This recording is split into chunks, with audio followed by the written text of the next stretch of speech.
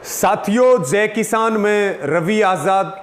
साथियों, 3 कृषि कानूनों को लेकर हम पहले दिन से एक बात कह रहे हैं कि इससे मंडियां टूट जाएंगी, एपीएमसी मंडियां टूटेंगी, एमएसपी खत्म होगा और सरकार यही चाहती है। गेहूं की खरीद में हरियाणा की 9 मंडियों को खत्म किया गया।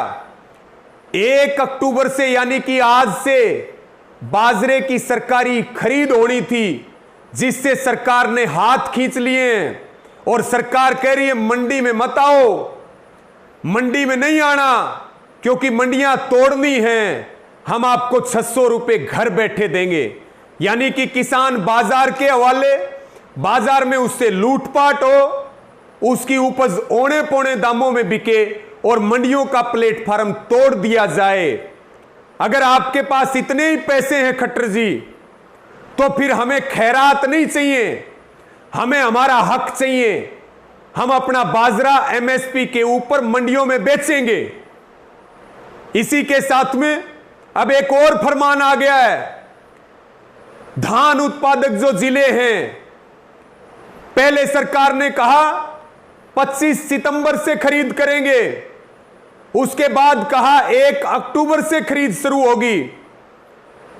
अब 30 सितंबर को फिर एक बार भारत सरकार की रात को चिट्ठी आती है कि 11 अक्टूबर से खरीद शुरू होगी। 15 लाख क्विंटल धान मंडियों में अटा पड़ा है, मंडियों में पैर रखने की जगह नहीं है। पहले से पूरे हरियाणा भर में धान और दूसरी फसलें अत्यधिक बारिश के कारण और दूसरे कारणों से खराब हो चुकी हैं। मंडियों में अब किसान को रुलाया जा रहा है, सताया जा रहा है। मंडियों में उसका धान भीग रहा है, बारिश में खराब हो रहा है। और अब सरकार ने फिर तुगलकी फरमान जारी कर दिया। हमने कहा मंडियां नहीं रहेंगी, एमएसपी नहीं रहेगा।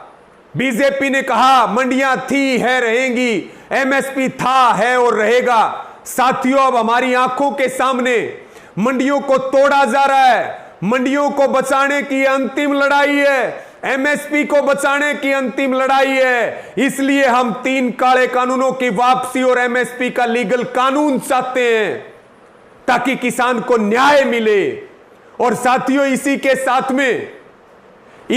साथ में सरकार ने पूरी तरह से धान खरीद से हाथ खींच लिए, बाजरा खरीद से हाथ खींच लिए, लेबर के रेट घटा दिए क्योंकि मंडियां तोड़नी है। आज से लेबर भी हड़ताल के ऊपर है, धान उत्पादक जिलों की जो मंडियां हैं। इसलिए हमारी सरकार को सीधी चेतावनी है, बाजरे की खरीद तुरंत शुरू की जाए। हम सरकारी खरीद चाहते हैं, हम बाजरा एमएसपी पे बेचेंगे और धान की खरीद तत्काल शुरू की जाए। आपने इसलिए तारीख बढ़ा दी कि जो आपके साथी हैं प्राइवेट मिलर्स, जो मंडियां अटी पड़ी हैं, वो औने पौने दामों में किसान का धान खरीदें। और ये सरकार को सीधी चेतावनी है, या तो सरकार सरकारी खरीद शुरू करे, धान की सरकारी खरीद शुरू करे, बाजरे की सरकारी खरीद शुरू करे, नहीं तो फिर हरियाणा वाले तैयारी कर लें इस सरकार को खड्डा खोद के दफन करने की, इस सरकार को मिटाने की, इस सरकार को कुर्सी से खींच करके और मिटाने का वक्त आ चुका है, मिट्टी में मिलाने का वक्त आ चुका है। खट्टर जी और दुष्यंत जी कान खोल करके सुन लें, अब जो है ईंट से ईंट बजेंगी, अब आर पार होगा, अब जो है आमने सामने की बात है। इसलिए यह सरकार को चेतावनी, आज से खरीद शुरू होनी थी, सरकार खरीद शुरू करे और नहीं तो टकराने के लिए और अंजाम भुगतने के लिए तैयार रहे। मैं हरियाणा के सभी किसान भाइयों से, युवा साथियों से और सभी किसान संगठनों से निवेदन करता हूं कि वो तैयारियां करें। आज का मौका सरकार के पास है। कल 2 अक्टूबर से गांधी जयंती से साथियों हरियाणा की इन मंडियों को ताले मारने पड़ेंगे। तैयारियां करो, ताले मारेंगे। और इसी के साथ में जो जिले के डीसी हैं, उनके कार्यालयों में अब धान की, बाजरे की मंडियां लगानी पड़ेंगी, मंडियां वहां लगानी पड़ेंगी।